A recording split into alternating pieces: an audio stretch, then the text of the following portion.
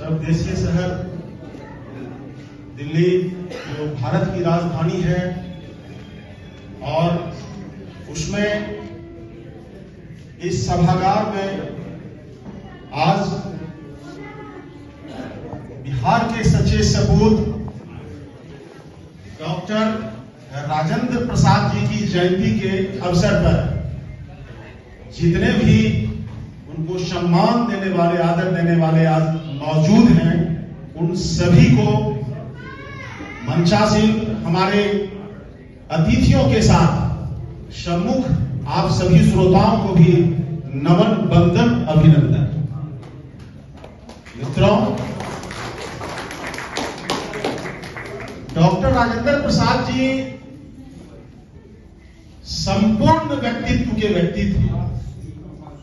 जीवन के जितने भी दर्शन हैं, वे सभी दर्शन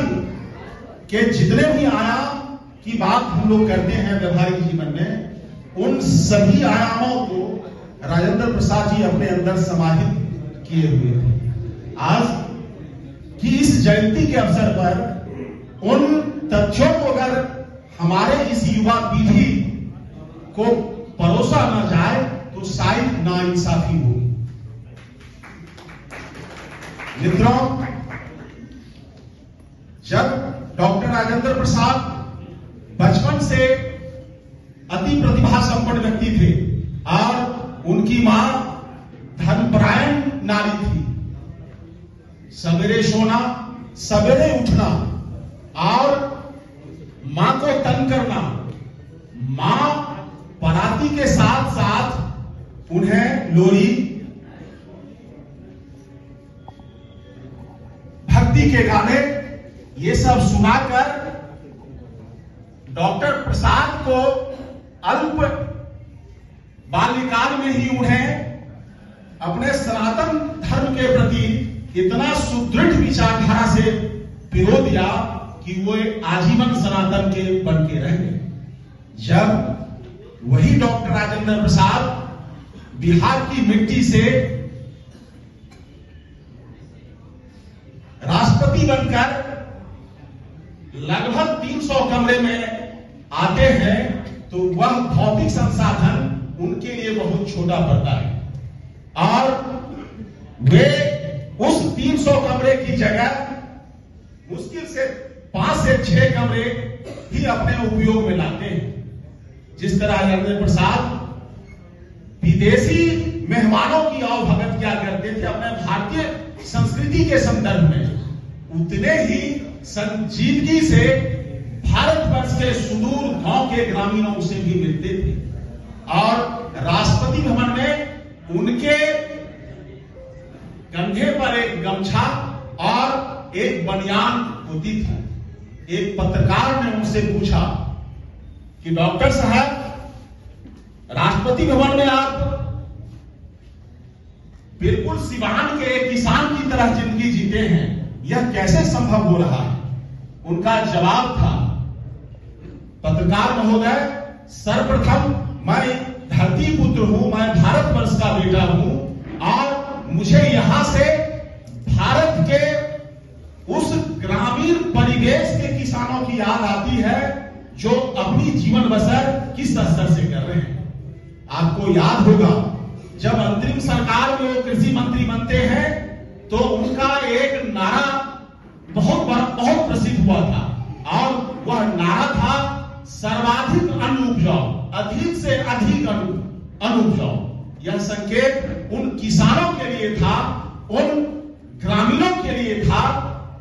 जिस भारतवर्ष की जनसंख्या 80% जनसंख्या कृषि पर निर्भर करती है। और एक पहलू, चूंकि समय कम है, हमारे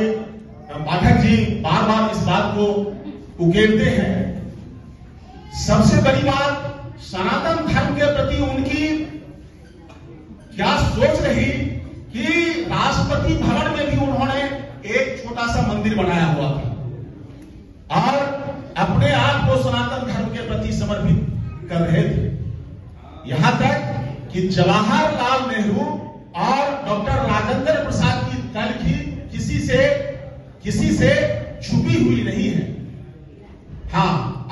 से पूर्व स्वतंत्रता सेनानियों का आपस में अच्छा तालमेल था और अंतिम उद्देश्य यह था कि गोरों से हमें आजादी मिलनी चाहिए, चाहे वह जिस प्रकार से बने। अगर महात्मा गांधी के दर्शन को धरती पर किसी ने वास्तव में उतारा है तो वह डॉक्टर राजेंद्र प्रसाद थे। और सच्चे अर्थ में सच्चे शिष्य महात्मा गांधी के डॉक्टर राजेंद्र प्रसाद थे, जिसे डॉक्टर राजेंद्र प्रसाद ने अपनी पुस्तक बापू के बाबू में उकेरा है, अंकित किया है। आप लोग जरूर इस पुस्तक को पढ़ें, उनकी आत्मकथा को पढ़ें, जिसमें यह ज्ञात होगा कि उनका जीवन जीने का दर्शन क्या था। और जब राष्ट्रपति बनते हैं तो राष्ट्रपति का जो संवैधानिक मर्यादा था, जिसके चलते जवाहरलाल नेहरू के साथ उनकी तलखी हुआ करती थी, उन्होंने जवाहरलाल नेहरू से सीधे शब्दों में कहा कि चूंकि मैं राष्ट्रपति हूं तो यह मेरा संवैधानिक अधिकार है कि मैं किसी भी मंत्री या मंत्रिमंडल को बर्खास्त कर सकता हूं, किसी भी विधेयक को पारित होने में मना कर सकता हूं। और संवैधानिक दर्जा जो मुझे सर्वोच्च सेनापति का मुझे मिला हुआ है, तो तीनों सेनापतियों से मैं सीधे संवाद स्थापित कर सकता हूं। वह प्रतिरक्षा की बात हो या जानकारी लेने का संदर्भ हो, ये तीन चीजें मैं